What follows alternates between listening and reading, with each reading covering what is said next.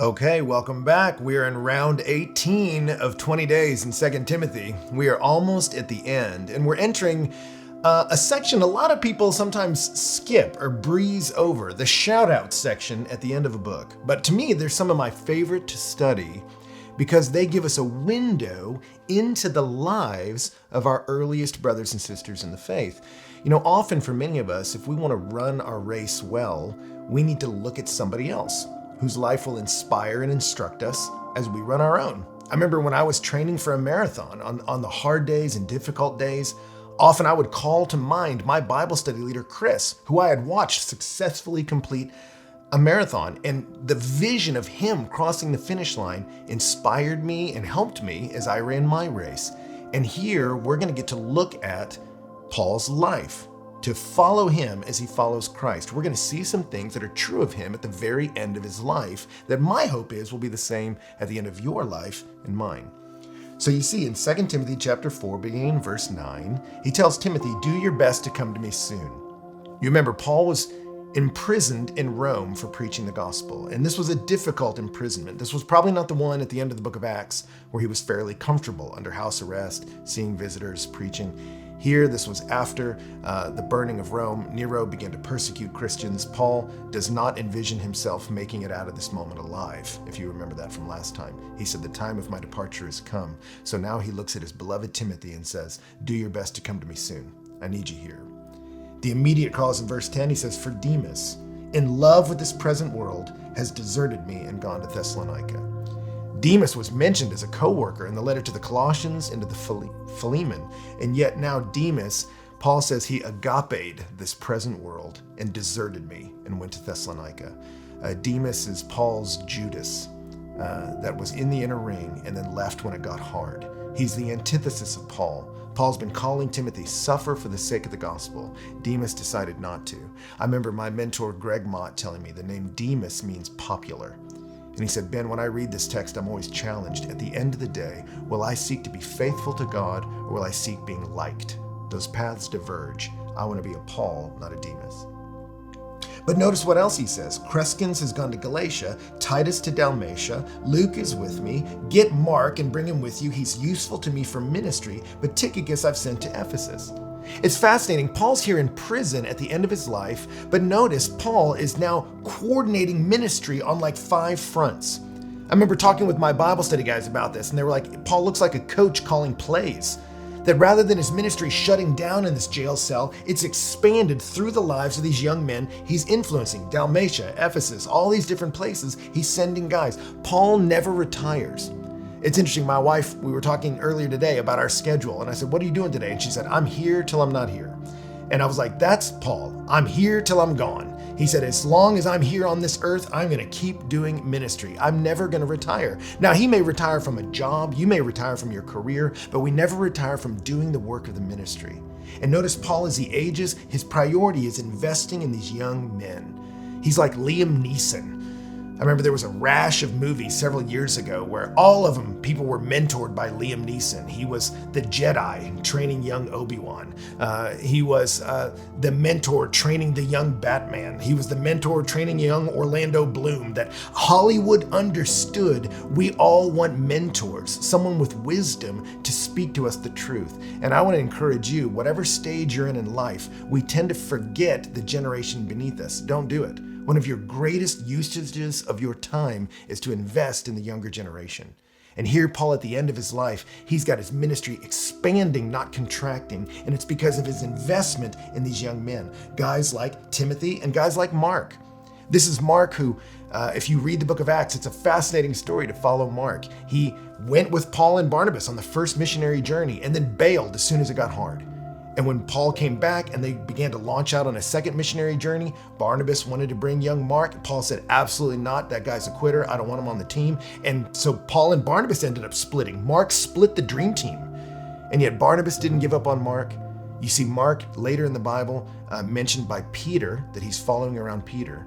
And here at the end of Paul's life, Paul and Mark have reconciled. And Paul looks at Mark and says, he's useful for ministry. We train people. Some of them wander off and come back. We're patient. We teach them like he was encouraging Timothy.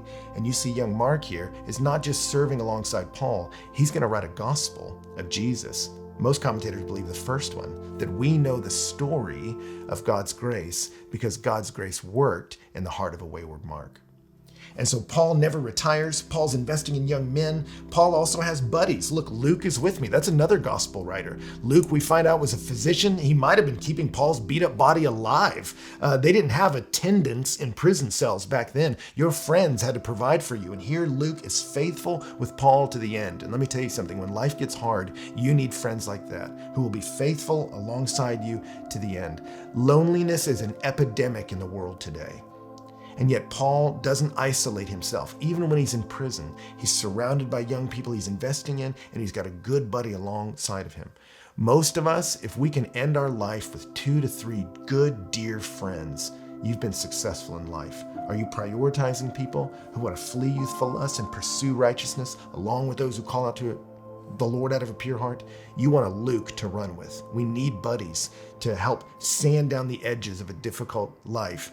And you want a Luke, and Paul had one. He says, get Mark, bring him with you. Tychicus I sent to Ephesus. When you come, bring the cloak that I left at Carpus with Carpus at Troas. Also the books, above all the parchments. We don't know what the books are, but parchments were made on animal skin. They were more prized books. So some commentators think, well, maybe this was his copy of the scriptures, his Bible. It's interesting. There's a parallel to this in Tyndale's life. Tyndale, who translated the New Testament into English, was imprisoned for it in the 1500s in Belvedere Castle. And while in prison, he wrote a letter asking for a wool shirt, his Hebrew grammar, Bible, and dictionary. And I often think about that, like, man, if I was ever in prison, would I just be like, man, I'm freezing to death here. I wish I had my Hebrew grammar and dictionary. But Tyndale loved the Word of God so much that even as his life contracted, he wanted more of it, wanted to keep learning. And here Paul at the end of his life keeps learning. I want these parchments with me, bring them. You see a Paul that never retires, keeps investing, and then keeps bringing into himself output and input all the way to the end. And then in verse 14 and 15, he warns Timothy, Alexander the coppersmith did me much harm. The Lord will repay him according to his deeds. Beware of him yourself, for he strongly opposed our message. He warns him, Paul, if you remember when he preached in Ephesus, it was the smithies, those that would make the golden and tin idols of the culture, that got mad at Paul because he was hurting their idol business because people were turning away from vain idols to praise the one true living God. And so Paul points out a coppersmith that Timothy, who's now ministering in Ephesus, may need to look out for. He says, hey, look out for this guy. He vigorously opposed the message. He didn't just hate me personally, he hated the word of truth. But he doesn't tell Timothy, so take him out. It's not a gangster hit. He tells him, hey, avoid him. The same thing he'd been encouraging Timothy to do earlier. Hey, Timothy, don't get caught up in word wars. Don't get in fights with different people. If there's an Alexander that's coming to get you, just sidestep him and keep doing your ministry.